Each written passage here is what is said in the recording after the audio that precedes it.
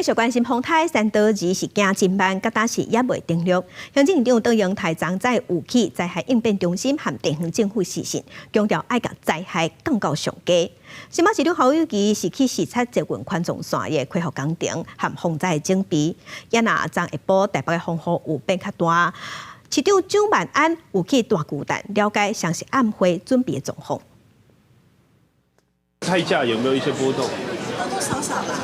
山头风台愈啊愈近，台北下晡风雨明显变较大。市长蒋万安临时先增加行程，除了到树东市场视察国家情况，也到大巨蛋了解国庆暗会规划状况。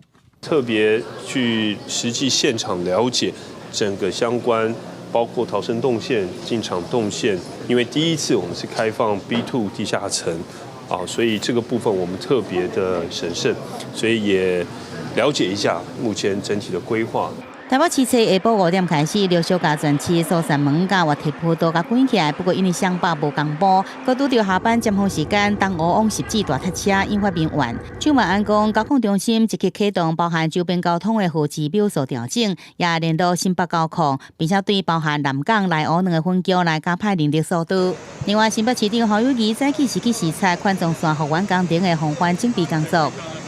台风来袭的时候，我再度的到防战线的工地来巡视，面对3个台风来袭的时候，防战线的施工能够确保所有的安全固定都没有问题，可以抗我们3头台风的风力。山头风台行经速度真慢，不过威胁议员是袂使忽视。